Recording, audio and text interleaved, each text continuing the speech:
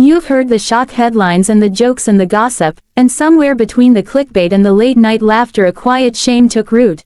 That bodies should fit storylines, that extremes are the point, that biggest, or smallest, are the trophies we must measure ourselves against. That lie has cost people confidence, curiosity, and honest connection for generations. Bodies vary because biology varies, because life varies, because every human is built from a different set of genes and experiences, and none of that is a verdict on your worth or your ability to give or receive love. What matters far more than any sensational statistic is how we show up, with honesty, with presence, and with respect for the people in front of us. If you want to change the conversation in your life, change the voice you use in your head. The inner critic loves comparisons because comparisons keep you performing and small. The inner coach asks one question: how can I be more clear, kinder, and more curious right now? Replace the scoreboard with a map. Stop scoring yourself against anonymous standards and start navigating toward clearer communication, deeper safety, and better shared experience. Talk about what makes you feel secure. Ask what makes your partner feel safe. Learn the language of consent not as a checklist but as a culture, ongoing, curious, and mutual. Practice the hard but simple habit of checking in: is this okay? Do you want this to continue? How does this feel? And then really listen to the answer without trying to fix it or grade yourself on it. Understand that education dissolves fear. Anatomy is not a punchline, it's a subject you can learn. Arousal has a physiology and a psychology, and both respond to safety, relaxation, and attention. Stress tightens muscles, narrows awareness, and kills desire. Presence, curiosity, paced touch, and shared laughter broaden it. Those are skills you can practice. You can cultivate breath work, slow pacing, and attunement the same way you would cultivate any other competence, repeatedly and with patience. Boundaries are not obstacles, they are the scaffolding of trust. Saying no, saying later, or saying, tell me what helps, preserves dignity for both people and creates a container where experimentation doesn't feel like risk but like exploration. If you want vulnerability to land safely, start by making small, consistent choices that build credibility. Show up when you say you will, apologize when you harm, ask for feedback, and accept it without defensiveness. Replace secrecy with conversation. The culture around bodies profits from secrecy because secrecy breeds shame. If you normalize plain speech about preferences, comfort, medical concerns, and embarrassment, the power of gossip and the lure of superlatives fades. Audit the voices in your life. Social feeds are a curated hyperbole. Unfriend or mute the accounts that make you feel less than and follow people who teach, normalize, and expand your understanding. Your attention is a limited resource, guard it. Move from performance to partnership. Performance asks, did I get approval? Partnership asks, did we connect? Performance is lonely and anxious, partnership is collaborative and creative. When you reframe intimacy as co-creation rather than a test, you stop chasing myths and start building shared practices that actually increase pleasure and closeness. Celebrate progress, not perfection.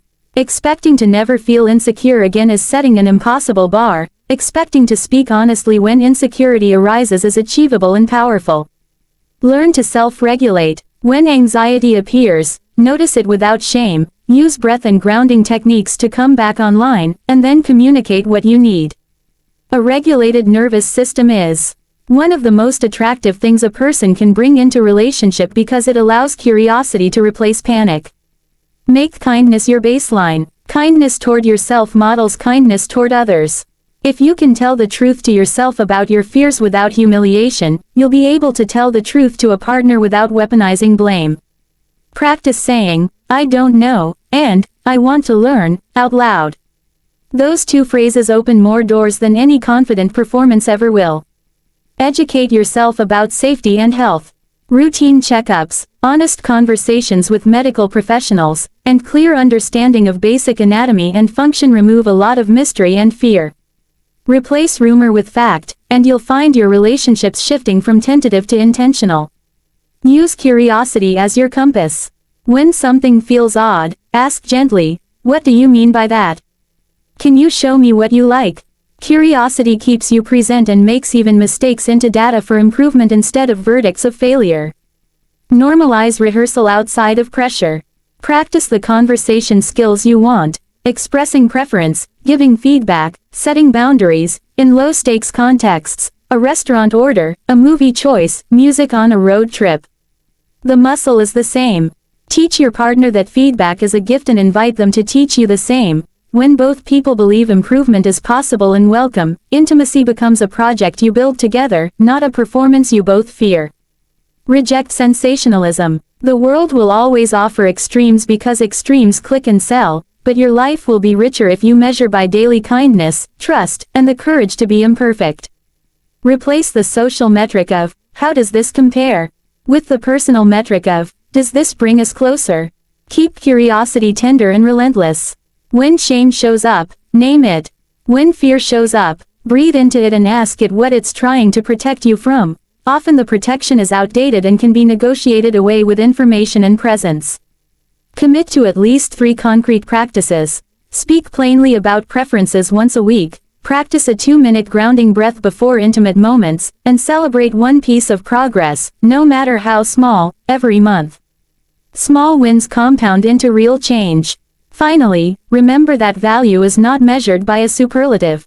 You are not a headline, you are not a statistic, and your worth is not a function of comparison. What you can control is how you show up, with honesty, curiosity, and compassion. Choose the work of learning and attunement over the noise of sensational claims. Do that, and you'll find that what truly matters, connection, trust, mutual pleasure, and the freedom to be seen, is not only possible but sustainable. Bodies vary in ways that are profound and ordinary at once. Understanding this is the first step toward reclaiming dignity and curiosity about your own body and the bodies of others. Variation is a biological fact, not a moral failing, not a flaw to hide, and not a story that needs dramatic framing. When people fixate on singular measures or sensational extremes, they miss the immense middle where most human experience actually lives. Size, shape, stretch, tone, and texture differ because of genetics, life experiences, childbirth, aging, illness, and countless daily habits that add up over time. Those differences do not translate to value. A body's form does not determine a person's capacity for love, pleasure, tenderness, or resilience. Yet culture has a way of turning variation into verdicts, and verdicts into shame. That shame shows up as secrecy, as avoidance of medical care, as reduced curiosity, and as a reluctance to speak honestly with partners. Replacing shame with clear language is revolutionary. Describe what you notice without judgment.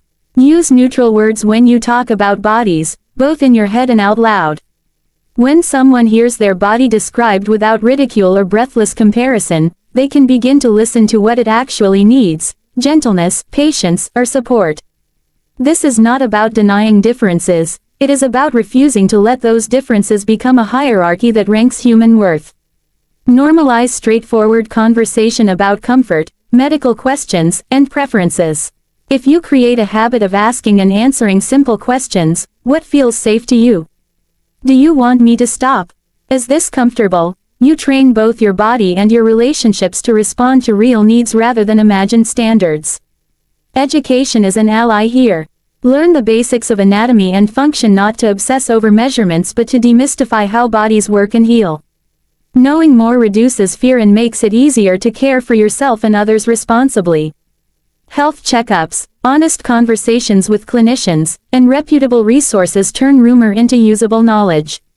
Practice curiosity in small, concrete ways. Notice how your body responds to different kinds of touch, temperature, pacing, and attention. Note what helps you relax and what increases tension. Journal about sensations if that feels safer than speaking, and bring those observations into conversation when you're ready. Boundaries are essential scaffolding. They protect dignity and make experimentation safe. Saying no, saying later, or asking for a pause are all ways to preserve agency for everyone involved. Boundaries are not rejection, they are signals that allow intimacy to deepen at a humane pace. When both people can set limits without shame, trust grows and exploration becomes possible. Shift the story from performance to partnership. Performance measures against imagined audiences and impossible ideals. Partnership asks how two people can co-create experiences that honor both of them. Partnership encourages improvisation, feedback, and iterative learning, qualities that build competence and pleasure over time. Small practices compound. Commit to speaking plainly about preferences once a week. Practice a 2-minute breathing exercise before moments when you want to feel present. Celebrate tiny wins that indicate movement toward comfort rather than fixation on perfection. Attention matters more than measurement. Presence, listening, calibrating, and responding creates more meaningful experiences than any statistic ever will. If social media or popular culture keeps serving extremes, curate your inputs. Follow accounts that normalize diversity, offer evidence-based information, and model respectful conversation. Unfollow or mute sources that monetize shame or sensationalize bodies. Your attention is finite. Spend it where it helps you grow. Recognize that shame is imitative. It circulates through jokes, whispers, and comparisons. When you call it out and refuse to pass it on, you reduce its power. Name moments when you feel small, and practice reframing them with facts and kindness.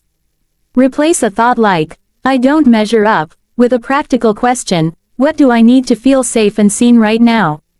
Work is to show up, listen, and choose curiosity over condemnation, and over time those small choices reshape not only how you feel about your body but also how you move through relationships. Move from performance to partnership. Performance asks whether you passed an invisible test. Partnership asks whether two people are learning how to be better together. This shift is not merely semantic, it rearranges priorities, habits, and how you spend your attention. Performance trains you to seek approval, to hide missteps, and to present a polished version of yourself that is often thinner and more anxious than who you actually are. Partnership invites curiosity, feedback, and shared responsibility for outcomes, which makes experimentation safer and learning faster.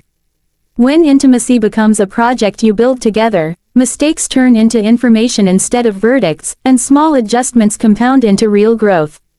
Start by noticing your default stance. Do you perform to avoid judgment or do you offer information to create mutual understanding?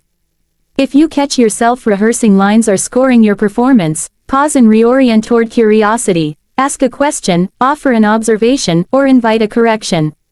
Practice simple language that replaces evaluation with discovery, instead of, "Am I good at this?" Try, "What felt different that time?" Or, "What would help you feel more comfortable?"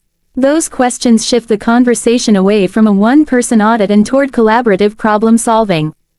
Design rituals that reward partnership rather than solo perfection, such as a weekly check-in where both partners name one thing that worked and one thing they want to try differently. These rituals build the muscle of feedback and normalize iterative change, making hard conversations less threatening over time.